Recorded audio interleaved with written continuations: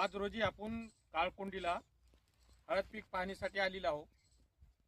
तरी भागवत तुकाराम जाधव काळकोंडी आज दिनांक 21/9/2025 हे भागवतरावचे चिरंजीव. तुमचं नाव काय? आदित्य भागवत जाधव.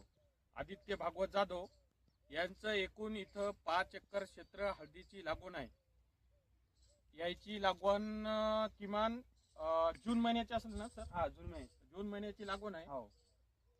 विशेष म्हणजे या हळदीला आपण आतापर्यंत खताचे 2 डोस दिलेले आहेत.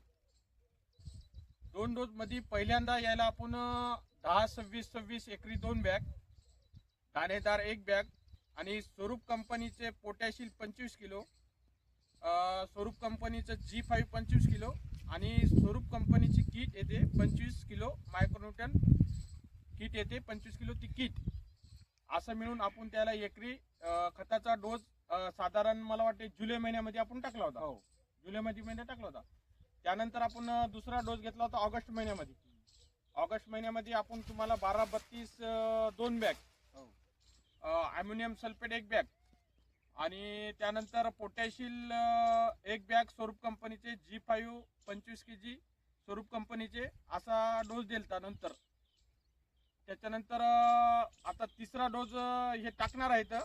तर यामध्ये त्यांचा विचार आहे की DAP 2 बॅग आणि पोटॅशिल 1 बॅग, त्याच्यानंतर पोटॅश 1 बॅग आणि G5 25 किलो एकरी त्याला डबल या हळदीला टाकायचं आहे. तर या हळदीचं वैशिष्ट्य म्हणजे या हळदीला आतापर्यंत एकही ड्रिचिंग न करता खतामध्येच हुमणीचे 2दा मेटारायझम खतामधून घेतलेले आहे, पावडर फॉर्म मधले. तरी हा एकूण क्षेत्र 5 एकरचा प्लॉट तुम्ही बघू शकता. दाखवा आता. पलीकडे काय तिकडे स्टॉप करून पलीकडे क्षेत्रफळ दाखवा.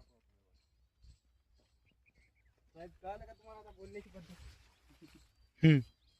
त्याला